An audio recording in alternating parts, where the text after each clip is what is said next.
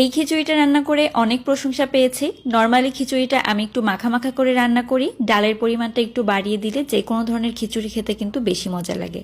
প্রথমেই তেলের মধ্যে পেঁয়াজ কুচি একটু ভেজে নিয়ে আদা রসুন বাটা দিয়ে দিলাম 2 চামচ করে, হলুদের গুঁড়া 1.5 চামচ, শুকনা মরিচের গুঁড়া 2 চামচ দিয়ে দিলাম। এখন মশলাগুলোকে ভালোভাবে ভেজে নিব, একটু পানি দিয়ে দিচ্ছি। প্রথমে তেলের মধ্যে শুকনা মরিচ আর হলুদটা ভেজে নিলে রঙটা ভালো আসে।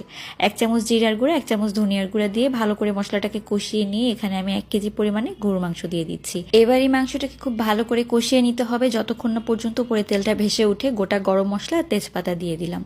এখন দিয়ে দিব স্বাদ মতো লবণ। তো আমি এখানে 2 চামচ পরিমাণে লবণ ব্যবহার করছি। পরবর্তীতে যখন চাল দিব তখন আরও কিছুটা লবণ এখানে দিতে হবে। গরম পানি দিয়ে একদম মাংসটা ভালোভাবে সেদ্ধ হয়ে আসা পর্যন্ত অপেক্ষা করতে হবে।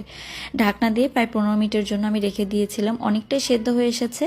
এই পর্যায়ে কিন্তু আমি দিয়ে দিব চাল ডাল। বাকি সেদ্ধ কিন্তু এই চাল ডালের সাথেই হয়ে যাবে। তো এখানে আছে 2 কাপ পরিমাণে চাল আর তার সাথে 2 কাপ পরিমাণের ডাল। মুগ ডালের পরিমাণটা একটু বেশি নিয়েছি, মসুর ডালটা একটু কম। মুগ ডালটা অবশ্যই ভেজে নেবেন। তো এখন আমি পানি দিয়ে দিলাম। 4 পটের জন্য আমি এখানে 6 পট পানি দিয়েছি। তো 6 পট পানি দেওয়ার পরে ভালোভাবে কিন্তু এটাকে ঢাকনা দিয়ে রেখে দিচ্ছি।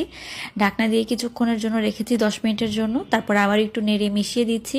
মেশানো হয়ে গেলে আমি এটাকে আরও 5 মিনিটের জন্য দমে রেখে দিয়েছিলাম। ব্যাস তৈরি হয়ে গেল মজাদার মাংস দিয়ে ভুনা খিচুড়ি। রান্না করে দেখতে পারেন কিন্তু।